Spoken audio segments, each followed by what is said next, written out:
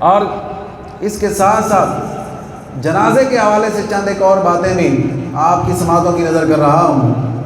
کریم آقا صلی اللہ تعالیٰ علیہ وسلم کا فرمان ہے، جب کوئی جنتی شخص فوت ہو جاتا ہے، سنیے گا ذرا، جب کوئی جنتی شخص فوت ہو جاتا ہے تو اللہ پاک اس بات سے حیا فرماتا ہے کہ ان لوگوں کو عذاب دے جو اس کا جنازہ لے کر چلتے ہیں اور جو اس کے پیچھے چلتے ہیں اور جو اس کی نماز جنازہ ادا کرتے ہیں۔ سبحان اللہ، ایک جنتی شخص کے جنازے میں شریک ہونے والے کو اللہ یہ انعام دیتا ہے کہ اس کے جنازے کو اٹھانے والے، اس کا ساتھ دینے والے، اس کے پیچھے چلنے والے، جنازہ ادا کرنے والے، اس کی تدفین میں شریک ہونے والے، اللہ سب کی مغفرت فرما دیتا ہے۔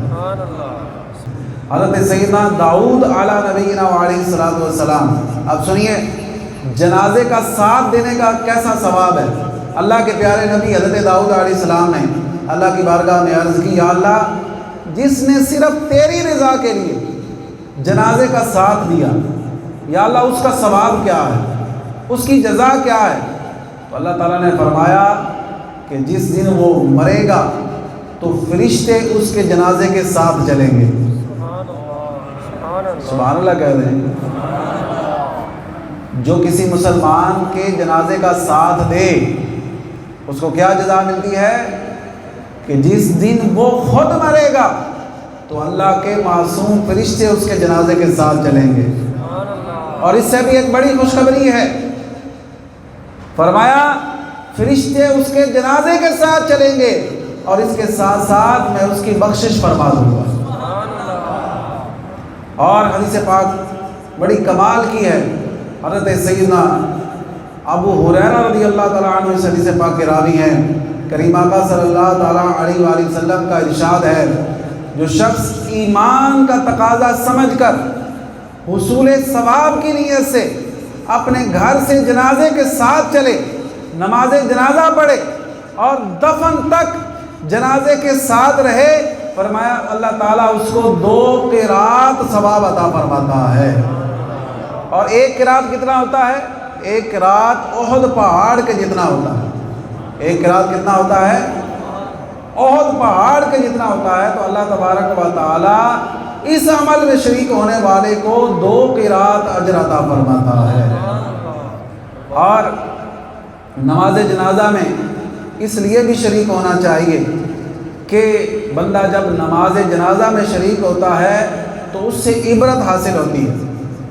حضرت سیدنا ابو ذر غفاری رضی اللہ تعالیٰ عنہ کا ارشاد ہے کہ نبی کریم صلی اللہ تعالیٰ علیہ وسلم نے فرمایا، قبروں کی زیارت کیا کرو تاکہ تمہیں موت کی یاد آئے، اور مردے کو نہلاؤ کہ فانی جسم یعنی مردہ جسم کا چھونا یہ انسان کے لیے بہت بڑی نصیحت ہے، اور نماز جنازہ پڑھو کہ یہ تمہیں غمگین کرے گا، کیونکہ غمگین انسان اللہ کے سائے میں ہوتا ہے، اور جب انسان اللہ کی رحمتوں کے سائے میں ہوتا ہے تو اللہ اسے نیکیاں کرنے کی بھی توفیق عطا فرماتا ہے۔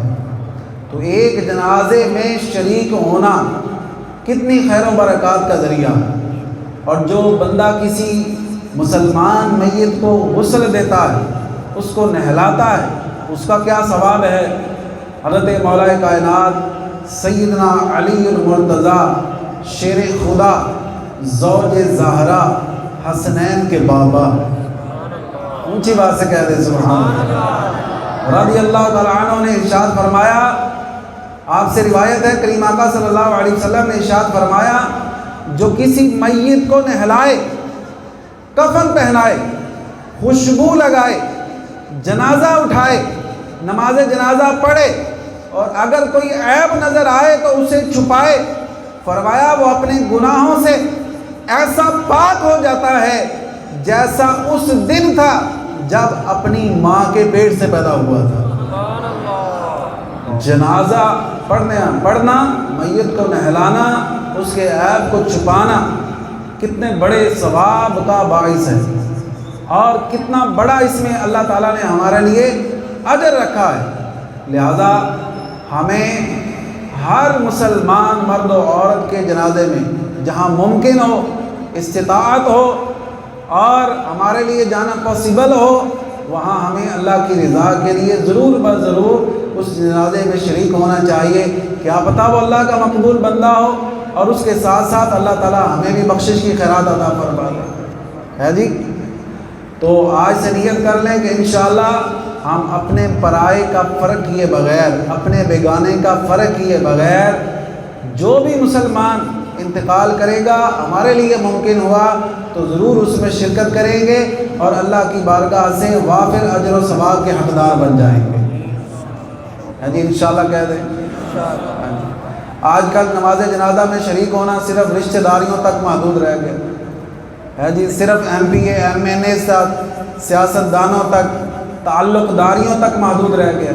اگر تعلق نہیں ہے تو چاہے پڑوس میں فوتگی ہوئی ہے لوگ نماز جنازہ میں شریک نہیں ہوتے ہیں جی، اور اگر کوئی نفع کوئی لالچ نہیں ہے تو چاہے اپنے گھر کے سامنے فوتگی ہوئی ہے لوگ نماز جنازہ میں شریک نہیں ہوتے۔ لیکن ایک مسلمان کی یہ شان نہیں ہے۔ مسلمان کا بھائی ہے، بندہ صحیح العقیدہ ہو، جس کا انتقال ہوا ہے صحیح العقیدہ ہو، بد مذہب نہ ہو، اللہ اور اس کے رسول کا، صحابہ کا، اہل بیت کا گستاخ نہ ہو، تو اس کی جنازہ میں شریک ہونا یہ بالیقین اللہ کی بارگاہ سے بے حساب اجر و ثواب پانے کا ذریعہ ہے۔ تو آپ چند ایک مسائل بھی نماز جنازہ کے حوالے سے ہم سیکھنے کی سعادت حاصل کرتے ہیں۔ نماز جنازہ میں 2 رکن اور 3 سنتیں ہیں۔ نماز جنازہ میں کتنے رکن ہیں؟ بولے نا، نماز جنازہ میں کتنے رکن ہیں؟ 2 رکن ہیں۔ کون سے رکن ہیں؟ 4 بار اللہ اکبر کہنا، اور دوسرا رکن ہے قیام۔ دوسرا رکن کیا ہے؟ قیام۔ نماز جنازہ کے کتنے رکن ہیں؟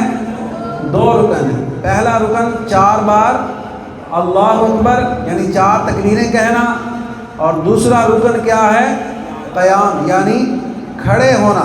یہ نماز جنازہ کے 2 رکن ہیں، اور اس میں 3 سنتیں ہیں، سنت مؤکدہ ہیں۔ پہلی سنت ثنا پڑھنا، اور دوسری ہے درود شریف پڑھنا، تیسری سنت ہے میت کے لیے دعا کرنا۔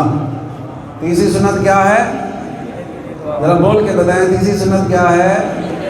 نماز جنازہ کے کتنے رکن ہیں؟ 2۔ نماز جنازہ کی سنتیں کتنی ہیں؟ 3۔ پہلی سنت کون سی ہے؟ ثنا پڑھنا۔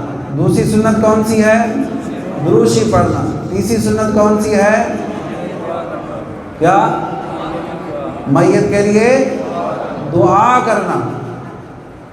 اب مختصراً میں آپ کو نماز جنازہ کا طریقہ بھی بتاتا ہوں۔ عموماً ہم نماز جنازہ جب پڑھنے جاتے ہیں وہاں پر طریقہ بتایا جاتا ہے، لیکن ہمیں الگ سے بیٹھ کر نماز جنازہ کا طریقہ سیکھنا چاہیے، اس کی دعائیں یاد کرنی چاہیے۔ 99% لوگوں کو نماز جنازہ کی دعائیں نہیں آتی، تو ہم وہاں پر کھڑے ہو کے کس کو دھوکہ دے رہے ہوتے ہیں؟ آج ہم کسی کی نماز جنازہ میں دھوکہ دیں گے کہ کل لوگ ہمیں نہیں دیں گے، ہم نے بھی اس دنیا سے جانا ہے۔ لہذا ہمیں نماز جنازہ تمام احکام اور مسائل کے ساتھ ہمیں سیکھنا چاہیے۔